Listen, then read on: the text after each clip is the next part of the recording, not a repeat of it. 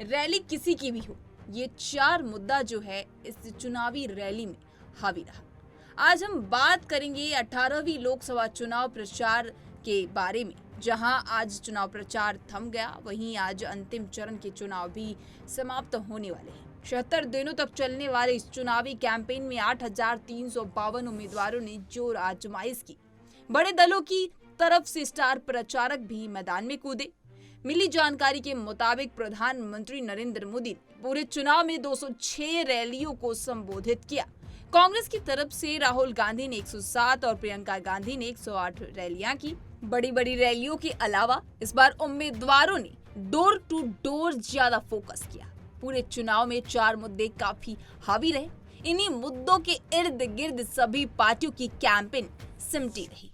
नेताओं की रैलियां भी इन्हीं मुद्दों की गूंज सुनाई दे रही थी और मीडिया में भी यही मुद्दा छाया हुआ था। वो चार मुद्दा जो लोकसभा चुनाव में हावी रहा, अब उसके बारे में पॉइंट टू पॉइंट बताएंगे। पहला, संविधान और आरक्षण का मुद्दा। पहले चरण से लेकर आखिरी चरण तक चुनाव प्रचार में संविधान और आरक्षण का मुद्दा हावी रहा। विपक्षी पार्टियों ने बीजेपी के 400 पार के नारे को भी संविधान खत्म करने से जोड़ दिया, जिसके बाद सत्ताधारी पार्टी बैक फुट पर आ गई। दूसरे और तीसरे चरण में बीजेपी के बड़े नेता अपने हर मंच से संविधान और आरक्षण पर किसी भी तरह की आंच नहीं आने देने की बात करते रहे। हालांकि विपक्ष इस मुद्दों को आखिरी चरण तक खींचने में कामयाब दिखा। चौथे चरण में बीजेपी ने स्ट्रेटजी बदली और ओबीसी कोटे से मुस्लिमों को मिल रहे आरक्षण को मुद्दा बनाया। बंगाल की रैली में प्रधानमंत्री नरेंद्र मोदी ने ऐलान किया कि जब तक वे जीवित रहेंगे तब तक ओबीसी की हकमारी नहीं होने देंगे। सपा सुप्रीमो अखिलेश यादव ने इस पूरे चुनाव को संविधान मंथन नाम दिया। अखिलेश के मुताबिक इस बार लोकसभा चुनाव बचाने के लिए वोट कर रहे हैं। अखिलेश की तरह कांग्रेस नेता राहुल गांधी ने भी इसे मुद्दा बनाया। वे अपनी हर रैली में संविधान लेकर लोगों के बीच पहुंचे और इसे बचाने की अपील करते नजर आए।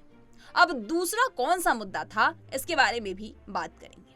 कैंपेन में फ्री बीज का मुद्दा भी रहा हावी। अब बात करेंगे लोकसभा चुनाव 2024 के कैंपेन में फ्री बीज का मुद्दा भी हावी रहा। इस सभी पार्टी ने कल्याणकारी योजनाओं के नाम पर जमकर लोगों से वोट मांगे। भारतीय जनता पार्टी ने 80 करोड़ लोगों को 5 किलो राशन देने का मुद्दा बनाया।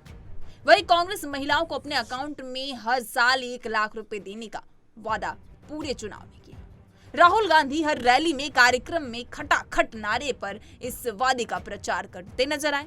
लोकसभा ही नहीं, 5 राज्यों के विधानसभा चुनाव में फ्री बीज का मुद्दा हावी रहा। आंध्र प्रदेश के तेलुगु देशम पार्टी ने सरकार आने पर मुफ्त बस यात्रा, महिलाओं को 1500 रुपए मासिक पेंशन देने का वादा किया।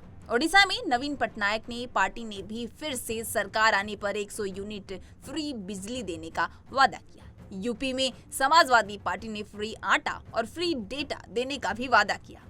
अब तीसरा मुद्दा कौन सा था, इसके बारे में भी बताते हैं। चुनाव प्रचार में गारंटी शब्द काफी गूंजे।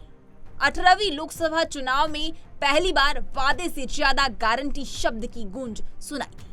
सभी पार्टियों ने अपनी अपनी मैनिफेस्टो में चुनावी कैंपेन में गारंटी शब्द का जमकर प्रयोग किया।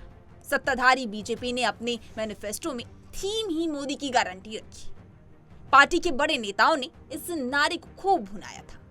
इसी तरफ विपक्षी कांग्रेस ने 5 न्याय और 25 गारंटी के सहारे मतदाताओं के मूड बदलने की कोशिश करती दिखी। पार्टी के बड़े नेता हर मंच से युवा, किसान, श्रमिक, महिला और वंचित वर्ग के गारंटी का साथ न्याय दिलाने का वादा किया। बंगाल की बात करें तो बंगाल में तृणमूल कांग्रेस के नेता दीदी रे शपथ यानी दीदी की शपथ स्लोगन के सहारे लोगों को रिझाते हुए नजर आए। अब चौथा मुद्दा क्या था, अब आखिरी और चौथा मुद्दा पर भी चर्चा करते हैं। जोर शोर से उठा अल्पसंख्यकों का मुद्दा। चौथा मुद्दा अल्पसंख्यकों का था। सीएसडीएस के एसोसिएट प्रोफेसर हिलाल अहमद के मुताबिक इस चुनाव में मुसलमान ही मुद्दा बन गए। बीजेपी ने अपने आधार वोट बैंक तक पहुंचाने के लिए दूसरे चरण के मतदान से पहले अल्पसंख्यकों के खिलाफ प्रचार की रणनीति अपनाई, जो आखिर तक जारी रहा। पीएम मोदी के भाषण में मुसलमानों के इर्द गिर्द ही घूमता रहा। मोदी अपनी रैली में विपक्ष पर मुस्लिम तुष्टीकरण का आरोप लगाते नजर आए। मोदी के निशाने पर ईसाई भी रहे। रांची की रैली में प्रधानमंत्री ने रविवार को छुट्टी के ईसाई धर्म को जोड़ने की कोशिश की। विपक्ष भी अल्पसंख्यकों के मुद्दे पर जोर शोर से उठाया। तृणमूल कांग्रेस ने सरकार में आने पर CAA NRC को खारिज करने की घोषणा की। इसी तरह कांग्रेस ने अल्पसंख्यकों को अधिकार देने का वादा किया। आंध्र प्रदेश में बीजेपी की सहयोगी TDP ने मुसलमानों को सरकार आने पर 4% आरक्षण देने का वादा किया। अब 2019 और 2014 में कौन से मुद्दे हावी थे, इस पर भी एक नजर डालते हैं। 2019 के चुनाव में भारतीय जनता पार्टी ने उग्र राष्ट्रवाद, हिंदुत्व और सोशल वेलफेयर स्कीम को अपने कैंपेन में शामिल किया। नतीजा पार्टी के पक्ष में आया और पहली बार पार्टी 300 से ज्यादा लोकसभा की सीटों पर जीत दर्ज की।